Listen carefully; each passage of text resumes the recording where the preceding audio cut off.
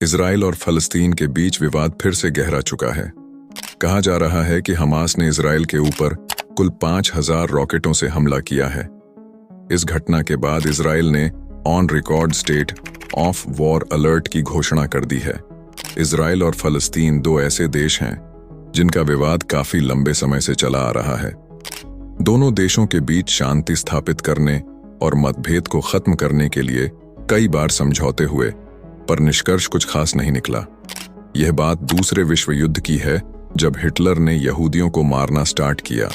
तब यूरोप से बहुत सारे यहूदी फिलिस्तीन में चले आए, क्योंकि उस टाइम फिलिस्तीन ही एक देश था जहां पर यहूदी एकदम आराम से रह सकते थे। यहूदियों ने यूरोप से 1939 में फिलिस्तीन में आना शुरू कर दिया और अचानक से फिलिस्तीन में यहूदियों की संख्या बढ़ने लगी। इसके बाद ये यहूदी वहां पर रहने लगे। ऐसा इसलिए क्योंकि जिस टाइम पूरी दुनिया यहूदियों को भगा रही थी, उस टाइम फिलिस्तीन ने यहूदियों को शरण दिया। द्वितीय विश्व युद्ध के बाद संयुक्त राष्ट्र संघ अस्तित्व में आता है। वहीं दूसरी तरफ यहूदी और अरब के लोगों के बीच का मतभेद काफी ज्यादा बढ़ गया था। ब्रिटेन इस मसले को हल करने में सक्षम नहीं था, इसलिए उसने यह मसला संयुक्त राष्ट्र संघ में भेज दिया। इस मसले पर संयुक्त राष्ट्र संघ में वोटिंग हुई और नतीजा निकला कि जहां यहूदियों की संख्या ज्यादा है, उन्हें इजराइल दिया जाएगा। वहीं जिस जगह पर अरब बहुसंख्यक हैं, उन्हें फलस्तीन दिया जाएगा।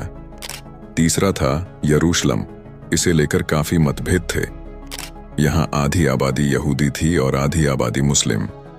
इसे लेकर संयुक्त राष्ट्र संघ ने अपने फैसले में कहा कि इस क्षेत्र पर अंतर्राष्ट्रीय नियंत्रण लागू होगा। और तब से लेकर आज तक कई बार इजराइल और उसके आसपास के देश में युद्ध हो चुका है, और यह युद्ध आज भी चलता आ रहा है। फिलिस्तीन आज भी अपने जमीन की मांग करता है। फिलिस्तीन का कहना है कि जो जगह इजराइल ने कब्जा कर रखा है वह हमारा है।